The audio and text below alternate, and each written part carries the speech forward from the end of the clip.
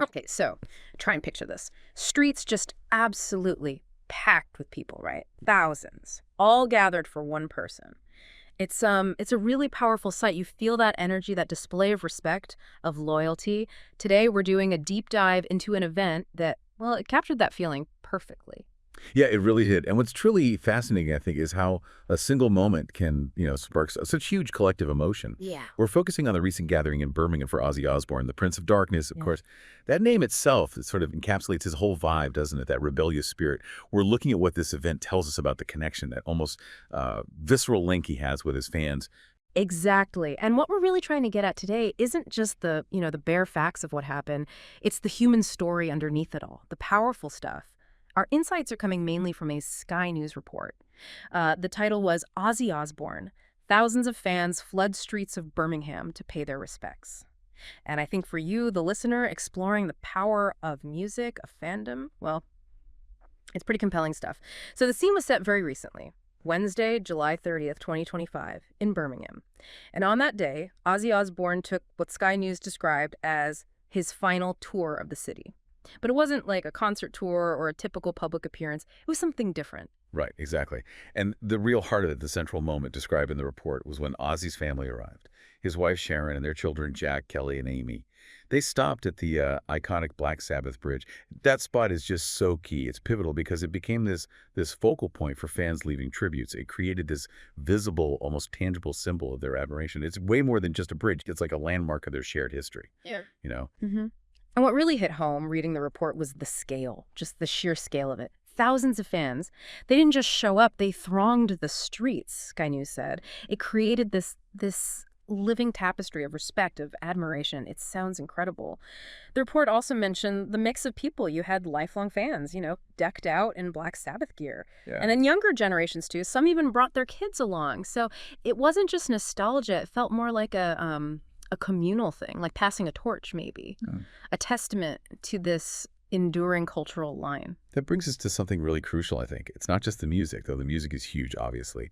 It's how Ozzy, the Prince of Darkness, built this whole identity that just resonated generation after generation. Yeah. For so many people, his music wasn't just something to listen to. It was like the soundtrack to their own rebellion, maybe their struggles.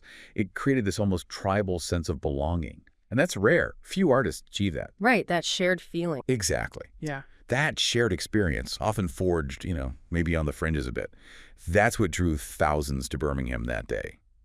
The report hints at this too, noting the wide age range. It suggests his impact really goes beyond just liking the songs. That's a really powerful point. But I wonder, isn't there also just an element of, pure nostalgia, people looking back, maybe yearning for simpler times, or just the music they grew up with? Does that play into this kind of gathering, even for someone like Ozzy? Oh, absolutely. Nostalgia is definitely part of the mix, a significant thread for sure. But the Sky News account, it suggests it's deeper than just remembering the good old days. Mm. It points towards how Ozzy's whole persona, that wild, rebellious image, let fans connect with a part of themselves, maybe a part that felt a bit outside the mainstream. And that fosters a really unique sense of community, this feeling that, okay, we're part of something here, something that gets us, that embraces our individuality. And the fact that fans left specific tributes, often handmade things, personal items, on Black Sabbath Bridge. Mm. That really highlights it. It wasn't just about seeing a celebrity. It was about affirming that shared identity, that collective story. Okay, so if we pull back a bit, what's the core takeaway here? What does this all mean? We've seen how one artist, one figure can inspire this just overwhelming dedication, turning a city's streets into, well, a living memorial almost. The event in Birmingham was such a powerful testament to Ozzy's legacy, right? And that deep connection with his fans. It really went beyond a simple celebrity appearance. It felt like this communal act of respect, of belonging. Yeah, that leads us to a really interesting point for you, the listener, to think about. We live in such a digital age now, right? So much connection happens online. So what does it mean when thousands of people still actively choose to gather physically, together, to honor someone like Ozzy? I think this kind of gathering, it often taps into a really fundamental human need. That need for tangible community, for collective identity. It creates this shared space where cultural memory isn't just remembered, it's like actively reinforced right there.